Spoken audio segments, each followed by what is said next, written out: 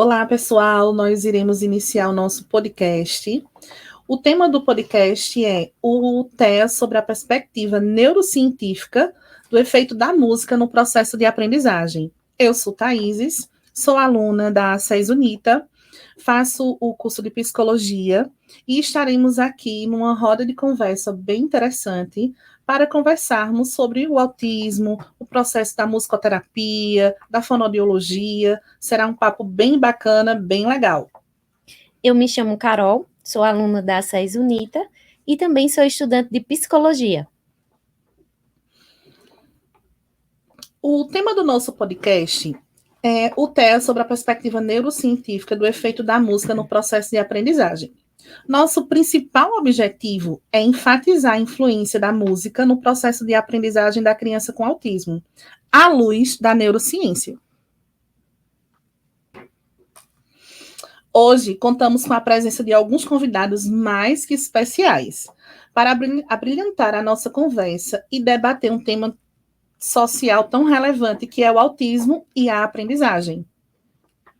E gostaríamos de convidá-los para apresentar-se e vamos iniciar com o musicoterapeuta Valdir Santo. Para nós é uma honra recebê-lo, um profissional muito amado e sensível, que tem feito a diferença na vida de muitas crianças. Vamos lá. Muito obrigado, Thaíses, muito obrigado, Carol, pelo convite. Para mim é uma honra estar aqui de frente com vocês e ladeado por uma querida amiga e uma profissional que é uma grande mestra para mim. Eu que sou formado em musicoterapia há 4 anos só e comecei a estudar musicoterapia em 2018, mas tenho uma vida inteira dedicada à música e ao trabalho na área social e na área educativa. Antes de me formar em musicoterapia, eu já era formado em psicopedagogia e trabalhava em escolas como professor de música e em projetos sociais que eu desenvolvi, alguns que desenvolvi para a Prefeitura de Caruaru, voltados para a Secretaria de Educação e para a Secretaria de Ação Social. E era sempre trabalho com crianças e com adolescentes. Então, a minha vida inteira foi voltada para isso, porque eu sempre acreditei no poder que a música tem de transformar a vida de qualquer ser humano, como transformou a minha. Então, eu acho que quando a gente tem uma experiência para falar com propriedade, uma experiência que aconteceu conosco, que a gente tem certeza que pode acontecer com outras pessoas, então isso já é um grande caminho. E há 5 anos, a gente tem o nosso espaço Cirandá, eu e minha esposa, a Hélida Nogueira, que é neuropsicopedagoga, e a minha maior professora, Então, para mim, falar sobre TEA vai ser uma coisa, assim, muito natural, porque eu vivo isso em casa, A gente tem o nosso Miguelzão, que é paciente de Gisele, e Miguel vai fazer 12 anos, e tem paralisia cerebral e autismo. Então, eu vivo em casa e vivo em clínica toda essa experiência de trabalhar e de conviver com o autismo. Perfeito, que maravilha.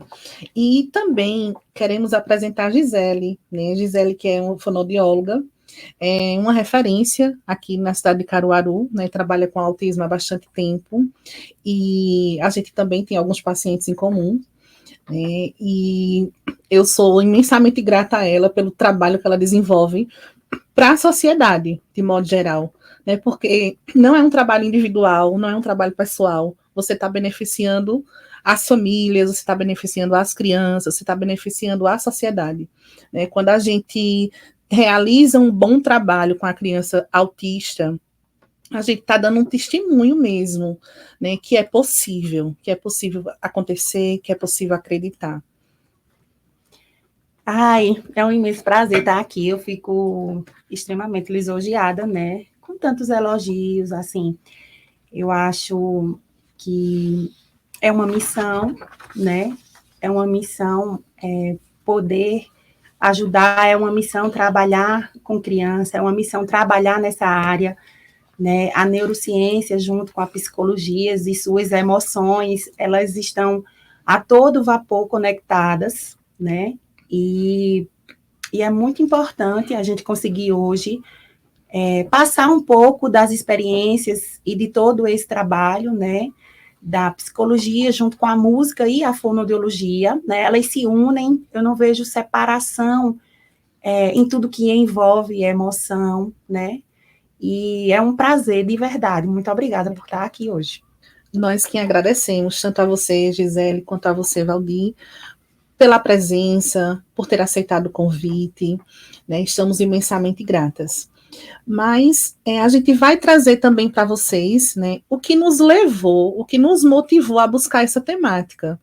Né, quando nos foi proposto, né, para desenvolver esse trabalho sobre o podcast, sobre a pesquisa, né, então decidimos pesquisar e estudar mais, aprofundar mais sobre o autismo e a musicoterapia, porque em clínica, eu sou psicopedagoga clínica, né, e neuropsicopedagoga também, e em clínica eu vejo claramente a motivação que as crianças têm quando a gente trabalha com a música.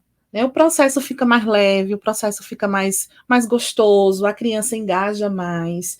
E isso sempre realmente me chamou muita atenção.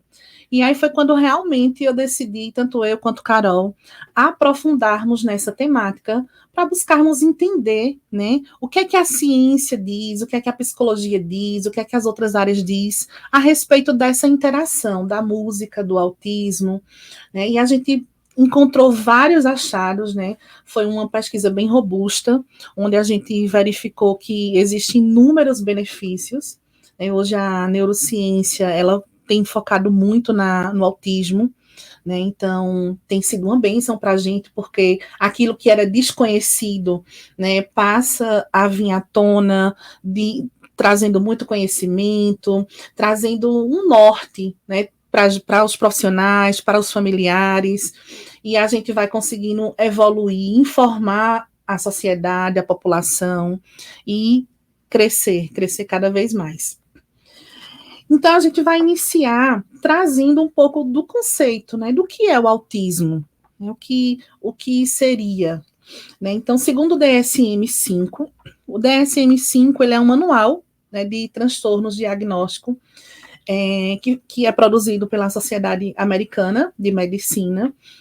Lá nesse DSM-5 tem todas as patologias, todas as doenças, em forma de CIDs, trazendo um norte para os médicos, para os profissionais que atuam com as crianças da área da saúde.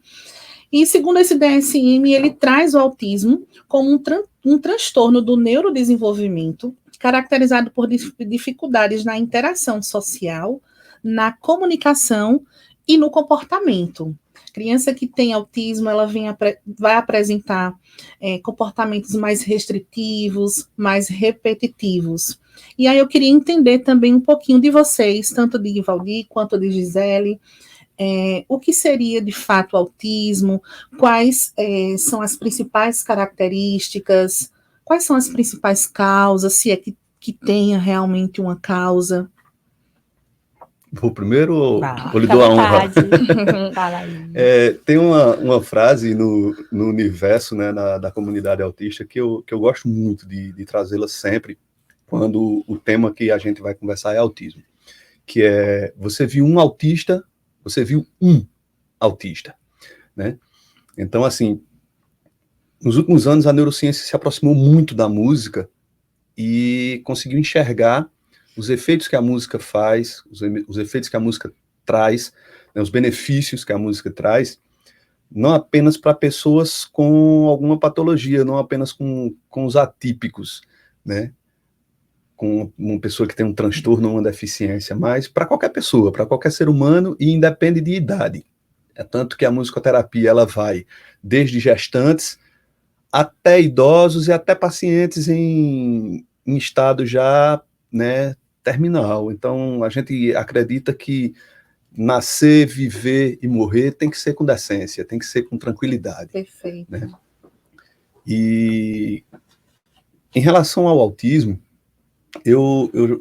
as crianças que eu já acompanhei ao longo desses 4 anos, assim, eu poderia fazer um relato exclusivo mesmo, assim, de cada criança, né? Eu trabalho com a técnica de improvisação, da livre improvisação, é uma das técnicas da musicoterapia, e com a técnica da audição, que é a técnica livre, é botar música para a criança ouvir, mas não é simplesmente ficar sentado no consultório ouvindo música com a criança, né? Então a gente bota música para a criança ouvir de um repertório que já seja dela. Na entrevista, na anamnese, eu já pergunto às famílias o que é que a família escutava antes do nascimento da criança, durante a gravidez, depois da gravidez e hoje. O que é que se escuta? Qual é a música? Se a família escuta música junto, se tem esse hábito. E ao longo do processo de tratamento, de acompanhamento, a gente vai trazendo essas músicas que fazem parte do universo sonoro, do histórico musical da criança. Eu vou falar sempre criança, gente, porque eu trabalho com crianças especificamente, né? Mas isso é para qualquer ser humano, de qualquer idade. E eu começo a improvisar de acordo com o que vai acontecendo ali em cena. Por quê? Uma das maiores dificuldades que eu percebo nas crianças com TEA é de se reconhecer como um sujeito, né? Então, é tanto que, para quem convive ou para quem trabalha, é muito comum, por exemplo, se eu tivesse um diagnóstico, por exemplo, eu não diria Valdir eu quero água, Valdir quer água, né? Sempre trabalha numa terceira pessoa, então traz sempre uma terceira pessoa e não se reconhece. Essa, para mim, sempre é o meu primeiro passo de trabalho. Eu acho que essa é a maior dificuldade e que traz uma série de outras dificuldades. Então, o fato de não se reconhecer, de não se enxergar, de não se ver como um sujeito, não te dá a propriedade de muita coisa, né? Então, o meu grande trabalho esse é o meu grande trabalho sempre, independente de quem é o paciente, o meu grande trabalho inicia sempre aí. Eu faço sempre um trabalho de que a criança possa se reconhecer como um sujeito, para a partir disso, ela me reconhecer também, enxergar o outro, e partindo desse princípio, aí sim a gente começa fazendo tudo que a gente vai observando. Eu trabalho com uma avaliação, a musicoterapia tem várias avaliações específicas para musicoterapia, e eu trabalho com uma chamada INTEP, que avalia, são 10 domínios para ser avaliados, e a gente avalia normalmente 2, no máximo 3, né, de cada criança.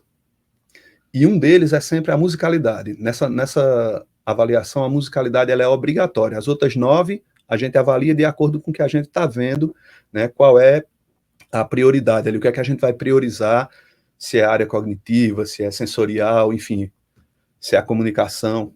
Mas a musicalidade, ela é sempre avaliada. Então, eu sempre avalio meu paciente por música.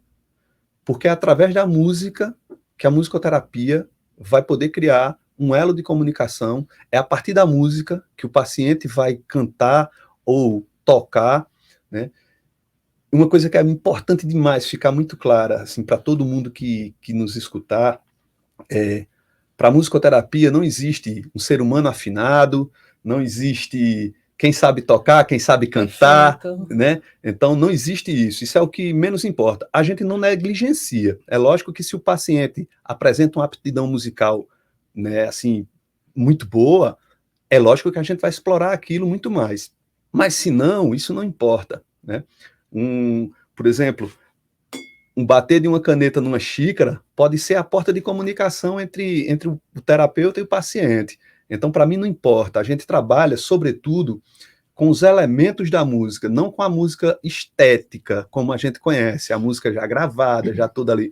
A gente trabalha com os elementos da música. Então, som, ritmo, harmonia, melodia. Eu posso trabalhar com um elemento separado ou com todos juntos, e aí sim a música esteticamente como todos nós conhecemos. E para isso, né, eu preciso conhecer o histórico musical e o histórico clínico de cada paciente. Quando isso acontece, a gente vê transformações no dia a dia que são impressionantes. Agora, são impressionantes mesmo, né? E eu acho, quando você traz isso, Thaís, de como no teu atendimento mesmo, né, no teu trabalho, como você percebe Sim. a música como é um facilitador, né? É importante a gente também trazer isso, que a música não é exclusiva do musicoterapeuta. Perfeito, né? Verdade. Então, a música, em terapia, ela pode ser usada por qualquer terapeuta. A música como terapia, aí sim, é uma exclusividade do musicoterapeuta, porque todo o objetivo do musicoterapeuta é terapêutico. Então, o musicoterapeuta, ele não tem o objetivo de ensinar o paciente a tocar, de ensinar o paciente a cantar. Essa é educação musical ou musicalização, né, que são áreas diferentes da musicoterapia. A musicoterapia é uma profissão ligada à área de saúde, então todo o objetivo do trabalho do musicoterapeuta é terapêutico. A gente usa a música, mas o nosso foco, o nosso objetivo é terapêutico. E, ao longo desses anos, eu vi crianças, por exemplo, imagine aí, eu sou músico há mais de 30 anos. Em um belo dia, vou contar esse caso aqui, só para ilustrar, uma criança de 6 anos, que chegou para mim, e a gente estava tocando uma música juntos, assim, vou tentar encurtar o processo todo. Ela adorava, era apaixonada por teclado, e baixou um aplicativo no celular dos pais, e ela aprendia as músicas nesse aplicativo, só tocando com o dedinho indicador, e trazia nas sessões e dizia a mim: tio Valdir, olha que eu aprendi. Aí tocava no teclado, né, no instrumento mesmo. E ela começou trazendo músicas de videogames que ela jogava, e ela escutava a música, o videogame já era um segundo foco, o foco principal dela era o ouvido e a música que estava rolando ali no jogo, e ela escutava e queria aprender, e trazia para eu aprender, para eu tocar com ela, porque como ela não tinha ainda habilidade no teclado, ela tocava só com o dedo indicador, tinha algumas coisas que a música exigia que tinha que ser feita com os 5 dedos, né, assim, a técnica musical aí. E aí, um belo dia, a gente estava tocando uma música juntos, e ela parou num determinado trecho da música e disse assim: não é essa nota não, tio Valdir. Nossa. Imagine aí um músico há mais de 30 anos, profissional, há mais de 30 anos, com viagens para a Europa, não sei o quê, o cara, né, me achando, e uma criança de 6 anos, que não tinha conhecimento musical algum, tudo que ela estava aprendendo ali era o que a gente conversava em sessão, e ela para e me diz assim: olha, não é essa nota não, tio Valdir. Aí eu parei, ri e disse: não? E que nota seria? Ela me disse: é um si. Eu não vou esquecer essa nota nunca na minha vida. Eu disse: é um si, né? Tá certo. Vamos fazer o seguinte, vamos voltar à música. A gente estava ouvindo música no celular. Eu uso uma caixa de som nas sessões, e aí a gente estava escutando essa música no celular. Vamos botar a música de novo?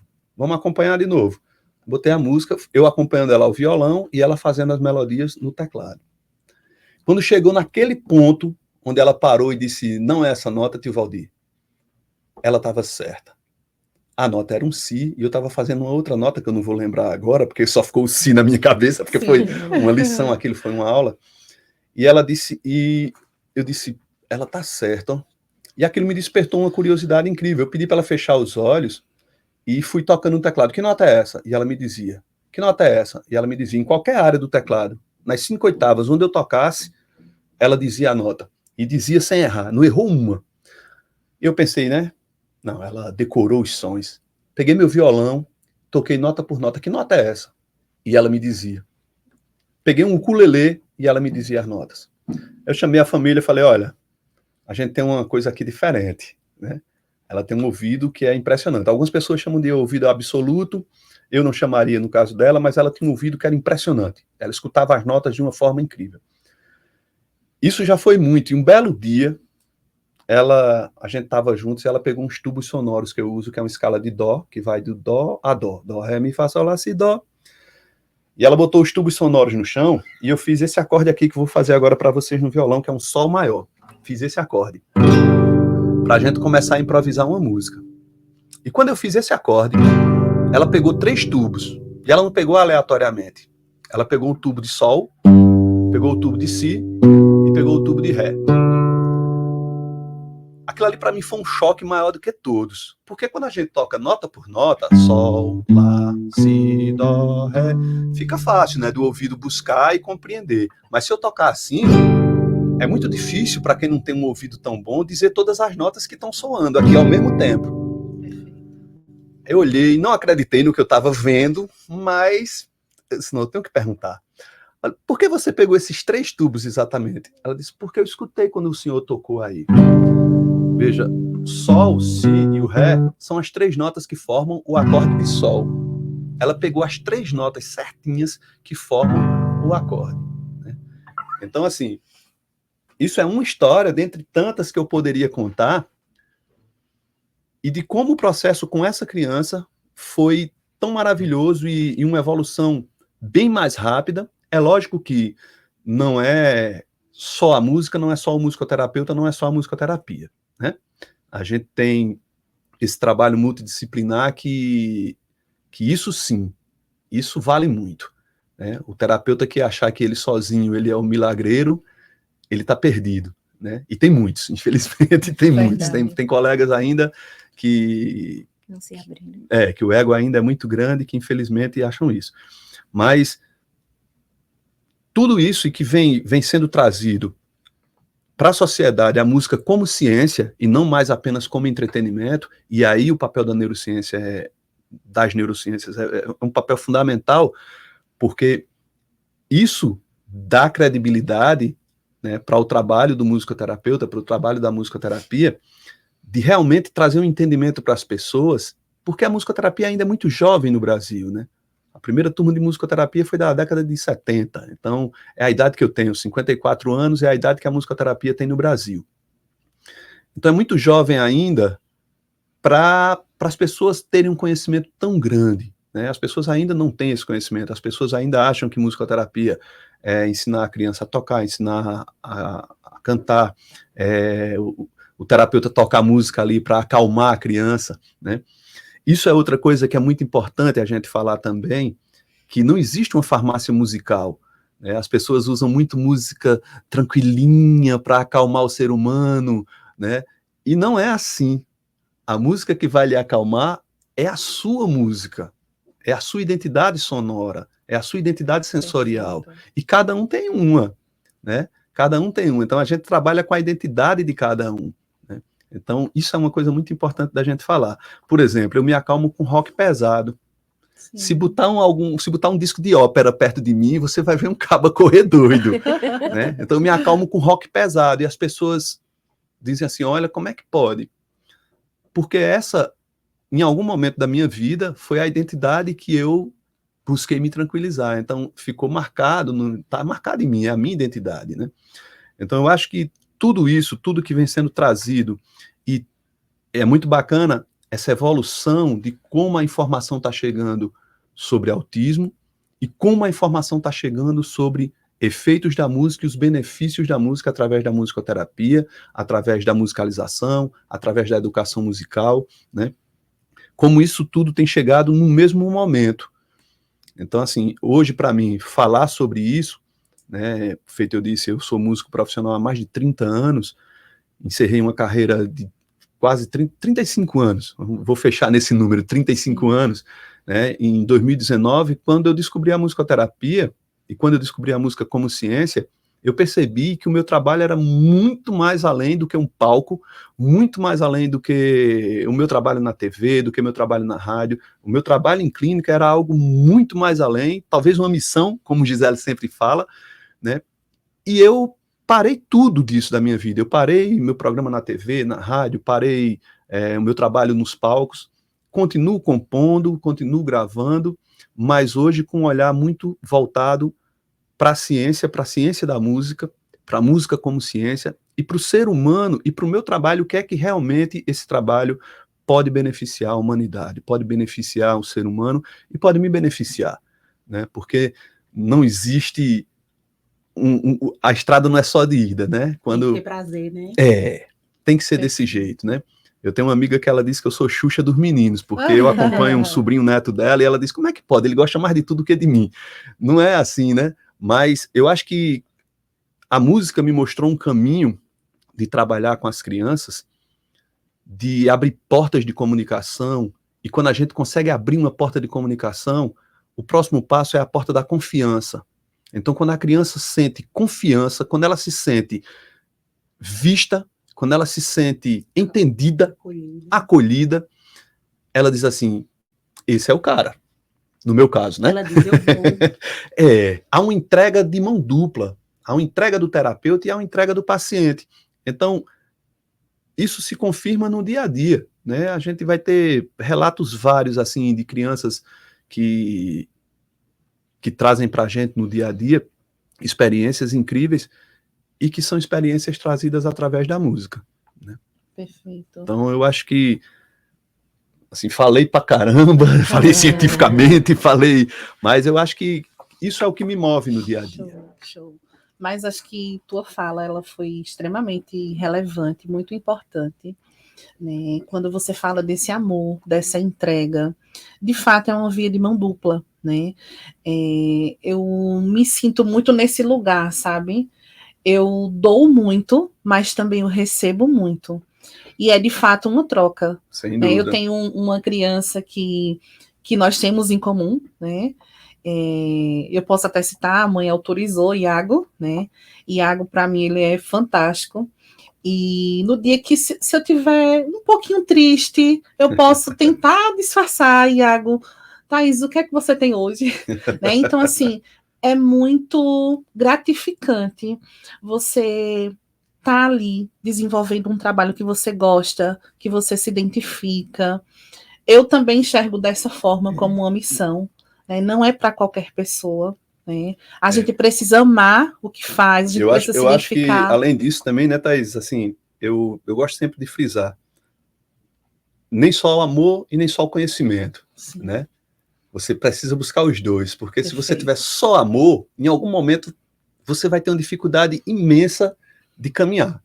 E se você tiver Show. só conhecimento, aí você está perdido. Isso, Aí você está perdido, né? perfeito. Porque quando você junta os dois, o amor ao que você está fazendo, a outra pessoa, e o conhecimento que você busca, aí ninguém lhe segura. É um encontro perfeito. E quando junto vem a emoção, faz o quê? Se emociona. Vamos lá. Eu vou falar um pouquinho da fonoaudiologia, trazendo para esse âmbito de música, de emoção, né, na parte psicológica mesmo, né, desses pacientes. O autismo, minha gente, ele, além de ser único, eles são altamente sensitivos. E não é sensitivo no sentido de ter alterações sensoriais. É sensitivo no sentido de demonstrar, né, aquilo que eles estão sentindo mesmo, seja em movimentos estereotipados, seja em uma forma de linguagem, de comunicação, né? Quando a gente fala na fonoaudiologia, a gente sempre vem na mente dos pais e da sociedade num todo a fala, né? Então, essa palavra, com 4 letras, ela é muito forte. Mas a gente é envolvido de tantas coisas mais, que não seja só uma fala, uma oralização, né? E a gente tem, cada criança é única, e o leque de criança autista é muito variado. Então, tem criança que é oral, tem criança que não fala, tem criança que é apráxica total, severa, e que não tem uma fala, mas tem uma linguagem, uma emoção e outras coisas muito maiores por trás, né? Em todos esses anos, mais de, acho que vai para 25 anos, né, de atuando como fonoaudióloga, eu vejo muito isso, assim, e quando essa criança autista, ela chega, a primeira coisa que a gente precisa ter o olhar de o que é que ela tem de bom, né? O que é que ela tem de resposta, o que é que ela tem para me dar? O que é que eu vou conseguir, né, com essa criança? E quando a gente entra em processos que envolvem os instrumentos, música, separando por blocos fonêmicos, muitas vezes, porque é aquilo que traz para mim melhorar, se ela for oral, se ela falar, melhorar alguns fonemas, né? É muito diferente a participação dela, né?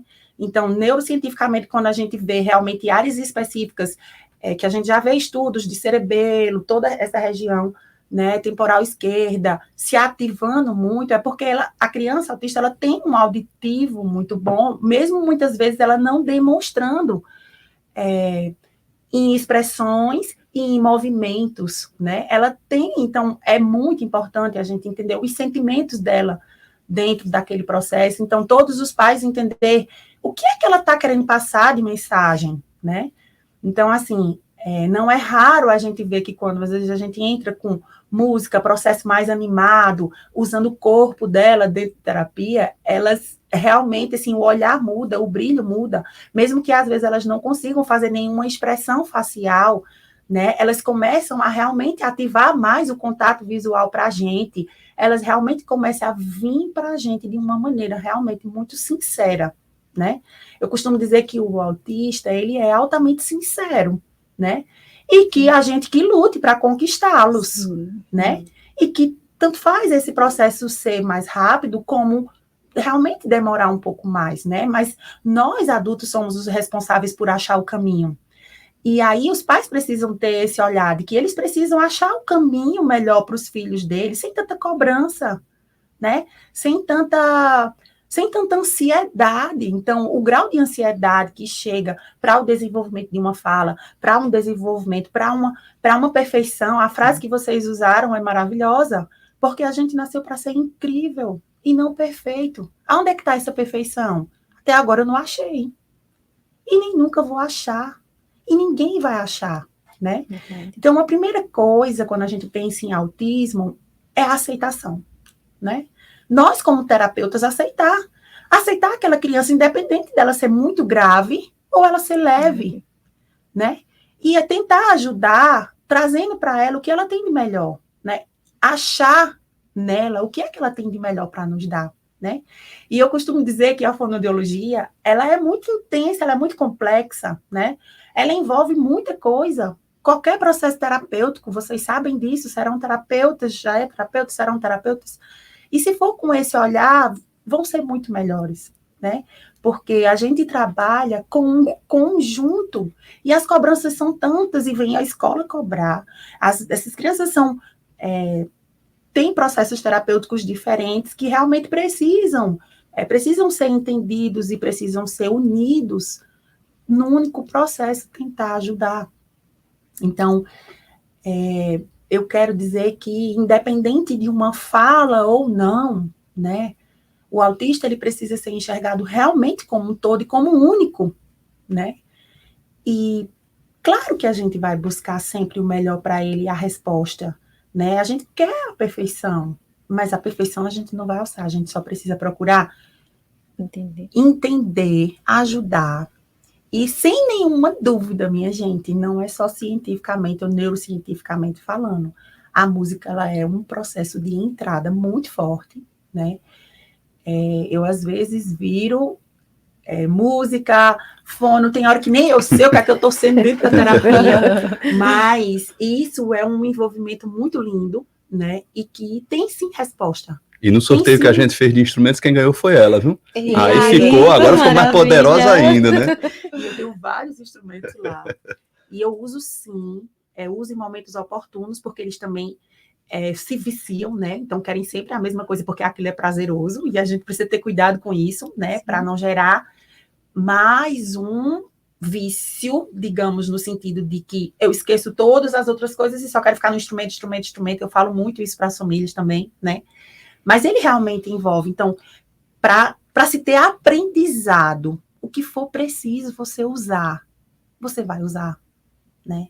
Muitas vezes, eu sempre falo, é uma coisa tão simples que traz o estalo naquela criança, naquela pessoa, que você fica sem acreditar. Meu Deus, era isso que ele precisava, né? Eu estava lá na frente e eu tive que vir para cá, né?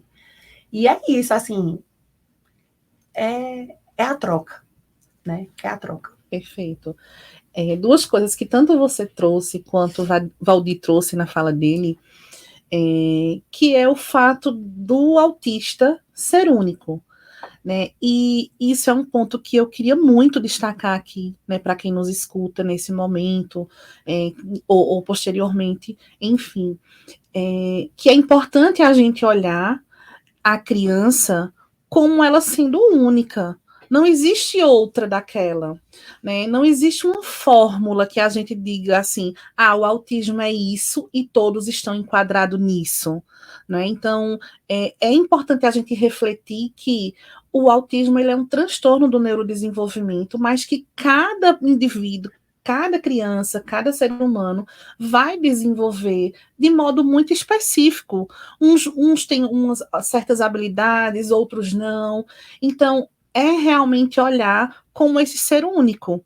Eu vejo muitas pessoas, muitos terapeutas, às vezes, querendo usar a mesma fórmula, né, a mesma atividade, a mesma proposta que usa para uma criança, quer utilizar para todas, e não funciona. Né? Porque eu digo assim, olha, eu tenho 30 crianças autistas, hoje eu atendo 30 crianças em consultório autista, todas autistas. E aí o que acontece? Cada uma, minha gente, cada uma é um planejamento diferente, cada um é muito diferente. O que eu uso com um, eu não vou conseguir usar com o outro. E eu completo dizendo que cada dia é único. Perfeito. Porque quando a gente entra, às vezes a gente deu vários suportes para tentar, e quando a gente vê o ponto de gatilho para começar, é outro completamente diferente, né, daquilo que a gente planejou. Isso é muito forte, quem é terapeuta sabe. E uma coisa que eu queria só complementar como uma forma muito mais assim também de passar para o pessoal esse envolvimento da psicologia, musicoterapia com a fono, dizendo que todo esse processo articular, né, de fala, de entusiasmo e de emoção no autista, ele sabe, bem mais escuro, assim, eles não conseguem. Então, a nossa fala, a gente tem 5 movimentos articulares, né, na boca, e que às vezes a gente precisa, sim, dividir esses movimentos articulares para que gere um aprendizado para esse autista que não fala, ou que fala pouco, ou que não consegue uma comunicação com o outro, né? Às vezes é necessário neles a gente dividir por blocos, e a fonoaudiologia, junto com os terapeutas, achar qual o caminho mais fácil, né, para essa criança chegar. Então, eu sempre falo que essa troca a gente consegue ir tendo na terapia, e é importante passar para os colegas, conseguir ir mais fácil por esse caminho. Essa criança começou a falar um pouco mais, ela parou com tanta ecolalia, ela precisa, se ela fala, então, ela faz só ecolalia, chega a gente, mas ela só fala com ecolalia. Calma, qual o caminho que a gente vai achar para ela responder uma pergunta, né? E, normalmente, a gente usa muito, deixa eu tentar achar a palavra, um turbilhão de coisas naquela criança, né? Quando, na verdade, ela precisa que a gente desacelere. Você chegou num ponto agora que é uma coisa que me incomoda bastante. E ainda essa semana, Gisele, eu vivi uma experiência com um determinado paciente que é exatamente isso aí que você está falando. Eu te interrompi porque eu olho para algumas crianças, por exemplo, vamos trazer hiperfoco. E aí eu vejo, né, a gente tem muitos grupos de WhatsApp, né, é muito comum, grupos de WhatsApp de paciente. Tem grupo que não fala nunca, ninguém fala nada, e tem grupos que são bem movimentados. E essa semana eu estava vendo, num grupo de um determinado paciente que eu acompanho, um dos terapeutas trabalhando hiperfoco, né, trabalhando assim, estamos trabalhando foco, na verdade ele estava trabalhando foco e concentração. E eu já vinha querendo desconstruir esse tal foco, porque a criança tem tanto foco, que eu disse, eu acho que o grande barato seria nós quebrarmos esse foco. E aí um colega terapeuta estava trabalhando foco, né? Então eu acho que isso é uma coisa que é muito bacana de se falar, de você não querer mudar quem aquele ser humano é. Você precisa ter claro que você vai auxiliar num processo de tentar melhorar o dia a dia daquele ser humano, tentar que ele tenha uma vida, qualidade de vida, né, da melhor forma possível, né, dentro de uma sociedade que é muito carrasca, uma sociedade que é muito dura, né, é dura com quem não tem uma deficiência e com quem tem deficiência pior ainda, né. Tem um livro que recentemente eu estava lendo, de um neurologista chamado Oliver Sacks, e ele traz uma fala de uma paciente dele no livro que aquilo ficou muito, muito registrado em mim, e ela diz a ele, doutor, a deficiência que não é vista é muito difícil de ser aceita e compreendida pela sociedade. Então a gente acompanha crianças autistas que não demonstram nenhum, chega aqui, conversa com todo mundo, então interação total, comunicação total, né? E você olha, cognitivo preservadíssimo. Ninguém, né, tem profissionais que ficam em dúvida de dar um diagnóstico àquela criança, se realmente é autista ou não, né? Eu acompanho alguns que são assim, que neuropediatra ficou na dúvida na hora de bater o martelo e dizer é autista, ficou na dúvida e pediu mais um tempo, mais relatórios dos terapeutas da equipe que acompanhava a criança, para ele realmente poder ter um embasamento assim muito forte e muito seguro para dar um diagnóstico. E aí, a sociedade, para um ser humano desse que em algum momento vai apresentar alguma dificuldade em alguma coisa, né? Como é que é essa sociedade? Né? A gente vive uma sociedade completamente egoísta, completamente olho para o próprio umbigo, cheio né? de cobranças. Muita cobrança por tudo, você tem que ser o melhor, você tem que estar no outdoor, né? É em casa, é na escola, em todo canto que o ser humano vai, ele é cobrado para ser o perfeito. Né? Você tem que ser o melhor aluno, você tem que estar no outdoor da escola dizendo parabéns, escola tal, primeiro lugar no Enem, primeiro lugar em medicina. E, infelizmente, as famílias das crianças com alguma deficiência, e sobretudo como o tema da gente aqui é autismo, lá no fundo, inconscientemente ou conscientemente, elas querem uma criança que dê respostas à sociedade, a essa sociedade que está aí, né? As famílias desejam isso, né? E muitas vezes eu já tive acompanhamentos interrompidos porque talvez primeiro chegar a autocobrança e dizer, opa, onde foi que eu errei? O que é que eu deixei de fazer? Hoje eu já nem me pergunto mais onde foi que eu errei. Eu já me pergunto o que foi que eu deixei de fazer? Poderia ter feito isso, que seria melhor. O que é que eu deixei de fazer para esse tratamento ter parado? Foi só uma questão financeira, a família não estava mais conseguindo pagar, quando é um atendimento particular. O que é que foi, né? E em alguns momentos me chega essa questão, assim, talvez a família ela determine um prazo que não existe para ninguém esse prazo. Quer respostas em 3 meses, quer respostas em 1 ano. Não existe esse prazo, né? E se não conseguiu, se o terapeuta, que aí passa a ser o responsável por essas respostas virem, se não conseguiu, não estou vendo resultado, para. Mas como não estamos vendo resultado?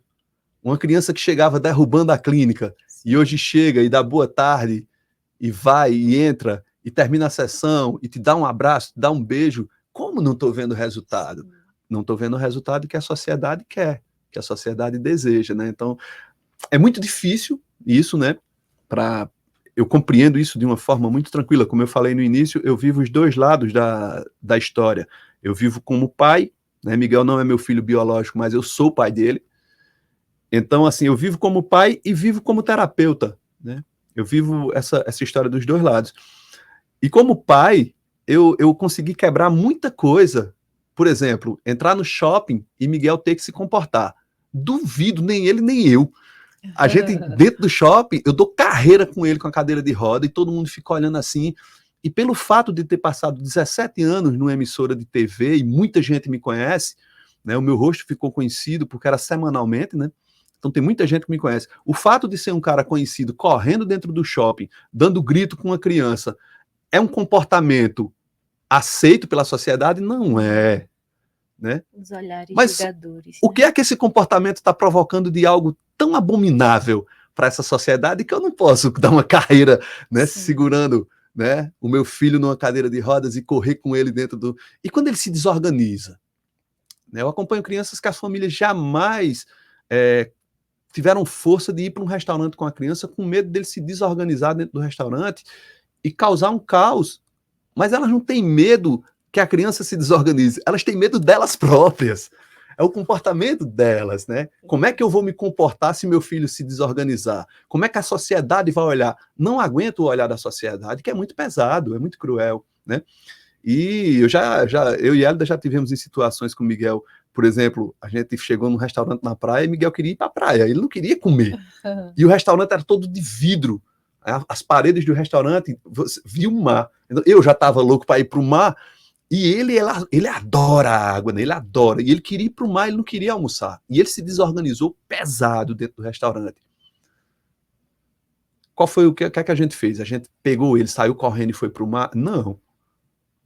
A gente tentou acalmá-lo e fazê-lo entender que aquele momento era um momento dele almoçar. Depois do almoço, a gente ia chupar um picolé e depois ia para o mar. Então, um processo. Leva tempo isso? Leva. Dá trabalho? Dá. É doloroso? É.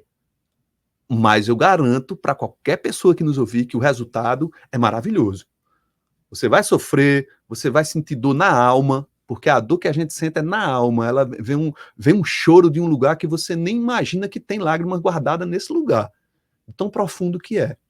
No entanto, a alegria da conquista, né, de ver um Miguel pegar uma colher, segurar, danar no prato de cuscuz com leite, atolar mesmo assim, cavar o cuscuz com leite e trazer para a boca, isso tem o prazer disso, a alegria disso, ela é muito, imensamente maior e muito mais profunda do que aquele lugar das lágrimas.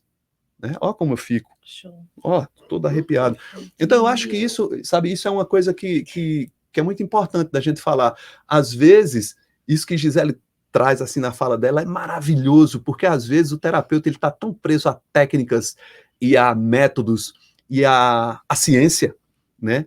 Não que sejam, né? Tudo é importante, mas às vezes é necessário você deixar isso tudo de lado e simplesmente olhar para o ser humano. Somente. Perfeito. E é isso. E Valdinei deixou a gente emocionada agora, né, minha gente? É o papel do músico agora, né? E o musicoterapeuta vai se embora. Nos deixou até sem palavras, porque de fato é isso, né? A dor que as famílias vivenciam, assim, por essa cobrança da sociedade, né, por esse julgamento, é uma realidade que a gente enfrenta diariamente no processo terapêutico quando a gente recebe as famílias, né? É o medo de ir ao shopping, porque a criança pode desorganizar, é o medo de você ir num simples restaurante, né? Porque existe essa possibilidade da criança também desorganizar. E não é nem pelo fato da criança desorganizar, é como as pessoas vão olhar, vão julgar, né? Eu lembro que eu tenho um paciente que uma mãe me trouxe um relato muito triste, assim, né? Ela veio chorando no dia me contar que fizeram uma viagem e pararam para tomar café. E tinha lá aqueles pirulito de Chiquinha, sabe? Bem grandão, bem colorido. E a criança queria o pirulito. E a criança desorganizou no restaurante, né? O restaurante estava cheio, né, completamente lotado.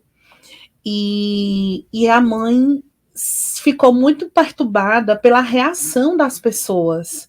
Né? As pessoas chegavam a verbalizar que menino mal criado, você não deu educação para essa criança, né? E no final de tudo, bate né? logo nos dois, né, Thaís? Assim, o garoto é mal criado e a mãe é uma mãe horrível que não deu educação ao filho, não deu, né? Educação. Né? E aí a mãe conseguiu contornar depois de um tempo, né? Conseguiu regulá-lo, né? Conversou, fizeram alguns acordos e a criança se regulou. No final, como ela conseguiu se organizar, se estabilizou, tomou o café da manhã, no final a mãe deu pro menino o pirulito, né? Que para ela foi um grande avanço conseguir essa autorregulação, né? Conseguir conversar com ele, conseguir fazer com que ele realmente se reorganizasse, né? E no final ela recebeu a devolutiva da moça que estava no caixa, né? E a moça disse para ela, mas ele foi tão mal educado, tão mal comportado, você vai dar o pirulito para ele? Né? Então você vê como os olhares da sociedade ele é cruel para as famílias. E é aquilo que a gente falou, né, que o Oliver Sacks traz no livro dele, a deficiência que não é vista, porque quando por exemplo, o nosso Miguel é cadeirante, então tá visível que há uma deficiência ali, né? Mas se for uma criança que você olha e diz assim, não tem deficiência nenhuma. Porque quando se fala em deficiência, a primeira coisa que se pensa logo é física. Isso. Né? Então, quando é algo que está ali exposto, que o olho bate e já vê, né? E isso é outra coisa que muitas famílias sofrem demais, assim, o medo de que a sociedade perceba ou veja que o filho tem alguma deficiência. Né? é outra coisa que massacra muito, né? Que é um peso muito grande. Mas imagine aí para essa mãe, né? Depois de só ela sabe o processo todo que foi para conseguir essa autorregulação, para ela se estabilizar e para a criança também, né? Ou vice-versa. E chegar no fim, na hora de pagar, escutar algo ainda assim, né?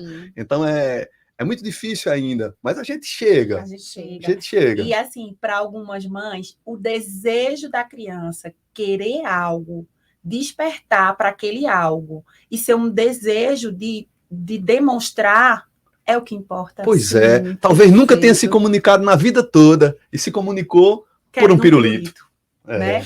E a gente precisa enxergar nos autistas o que ele nos dá de comunicação, desejo, expressão, que não necessariamente tem que ser a fala, né? Deixa eu dar um exemplo aqui de algo que aconteceu dentro de casa. Hélida comprou a vida toda tudo para Miguel, móveis, brinquedos, roupas, tudo de Miguel foi azul. Não por uma condição de que menino usa azul e menina usa rosa, mas porque ela achou que a cor que Miguel gostava era o azul.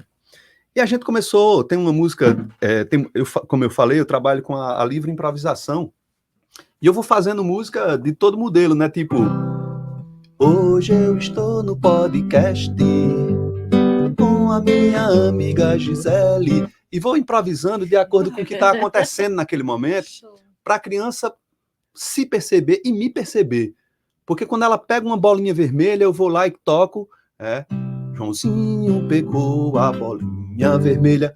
Ela olha para mim como diz, oxê, esse cara tá me enxergando, né? Então eu sou importante. E a única coisa que você tá fazendo é dando funcionalidade. Pois é. E aí um belo dia, aí eu fiz uma música, né, a gente trabalhando, eu comecei improvisando com um paciente, era cores, porque era um paciente bem, bem novinho e ele estava na escola aprendendo as cores, e eu disse, não, vou trabalhar com as cores, para a gente fazer essa interação. E eu dizia, qual é a cor que você gosta? Primeiro dizia a ele, olha, tio Valdir gosta de laranja, e tia Hélida. A Hélida dizia, gosta de amarelo. E você? Aí ele dizia a cor que ele gostava. Às vezes nem era, mas ele dizia uma cor porque a gente tinha dito uma. E aí eu fui fazendo, qual é a cor que você gosta? Tia Hélida gosta de amarelo. Qual é a cor que você gosta? Tio Valdir gosta de... Aí ele dizia a cor, ele memorizou a cor que eu gostava e a cor que a Hélida gostava, e ele dizia, né? E um belo dia a gente tava cantando isso em casa. Qual é a cor que você gosta? Miguel gosta de... Aí ele ficou calado. Aí a Hélida tentou ajudar. Miguel gosta de A, aí ele, A vermelho. Ou seja, ele passou a vida toda vestindo azul, com tudo azul, porque ela achou, mas a cor que ele gostava era vermelho. E ela ficou assim, né? Vermelho, meu filho. E a gente gravou isso, e a gente levou ele para o estúdio de gravação, né? E foi muito engraçado, porque quando a gente chegou no estúdio de gravação, eu segurei ele para ele ficar em pezinho, botamos o microfone, alinhou o microfone, estavam lá os outros filhos, né? Maria Júlia, Raul e Lucas. Vicente ainda estava no bucho, ainda não tinha chegado, e estavam todos os filhos que cantaram também na música, e aí Miguel foi o primeiro, né? Aí quando a gente alinhou o microfone na alturazinha dele, botou tudo lá certinho, que eu segurei ele, botei ele em pé, ficou aqui, ele chegou na frente do microfone e disse, alô, som, alô, som. E cantou, né? Qual é a cor que você gosta? Lá no disco ele tá falando, Miguel gosta de ele, vermelho. Que lindo, perfeito. Gente, a gente está finalizando. Eu quero agradecer imensamente a vocês por essa conversa. Deixa ele atrapalhar de novo, já atrapalhei hoje um bocado aqui. Quando Letícia levantou o papelzinho ali dizendo que estava chegando no final, chega me deu uma tristeza. Eu disse, oxente, já. E agora não toquei nem... Né? Toquei não, dois refrões e vamos. Você vai cantar. Então, primeiramente, quero agradecer imensamente a vocês por esse papo bacana, legal, sincero, né, tão do coração, né? Acho que hoje, assim, eu saio daqui emocionada, né, porque eu prezo muito por isso, sabe? Eu trabalho muito com a emoção, né? Então, vocês trouxeram para mim algo muito maior do que eu esperava, né? Vocês trouxeram para mim essa emoção. Que coisa Valdir me boa. emocionou, Gisele, né, várias vezes me emocionou, então quero agradecer a vocês, mas também queria ouvir de vocês. Qual é a mensagem sobre o autismo que vocês gostariam de deixar para a sociedade? Agora eu vou falar. Eu já ia dizer, agora é você que começa. A mensagem que eu deixo não só para as famílias, para os autistas, para a sociedade, para a gente enquanto terapeuta, é que a gente precisa deixar tudo mais leve. Necessitamos realmente. A gente precisa ser mais leve. As cobranças, as nossas autocobranças, as cobranças que as famílias têm, as expectativas que as famílias têm sobre nós, né? O nosso dia a dia, a nossa carga, ela é maravilhosa. A vida é linda de se viver. E cada dia eu não consigo ser tão leve, porque vem um turbilhão de coisas para você dar conta, mas a gente precisa se ajudar emocionalmente mesmo, tentando deixar tudo mais leve. Ter um filho especial, ter um filho autista, não pode ser, não deve ser uma carga tão pesada que você não possa dar conta, né? E isso é o que eu deixo assim de mensagem mais forte. Não é fácil, não é, nem nunca vai ser. Como para outras pessoas, outras coisas também não são fáceis, né? Mas aquilo especificamente precisa ser mais leve, né? E o ser humano, ele precisa de ajuda, né? Que nenhuma criança autista, ela fique em casa trancada, que a gente consiga realmente introduzir ela na nossa vida, né? Independente do que a sociedade está achando ou não, que ela venha para o mundo mais leve. Perfeito. Olha aí. Eu queria só dizer assim que a gente falou sobre o processo de aprendizagem, né, e a música nesse processo de aprendizagem. Seria muito bom se as pessoas tivessem, todo mundo tivesse acesso aos benefícios que a música traz, independente se é num processo terapêutico ou não. Mas a música por si só, você tocar um instrumento já é algo imunogênico, assim, já é algo que vai te trazer algum benefício, né? Então, a minha mensagem é assim, olha, não se importa se você é afinado, não se importa se você tem ritmo ou não, mas o processo de aprendizagem tem que começar com cada um. Assim, o processo de aprendizagem não é só para quem está em terapia. Às vezes é muito mais para quem está lá fora esperando. Então, para todo mundo, assim, ouça mais música, cante, né? Viva mais esses momentos musicais. Se você tem 5 minutos para assistir alguma coisa na televisão, ou tire 5 minutos do dia, todos os dias, 5 minutos só. Não precisa mais do que isso, 5 minutos, que dá aí 1 ou 2 músicas. E faça um momento musical dentro de casa. Vive essa experiência para você ter um momento musical. E torne isso uma prática no seu dia a dia.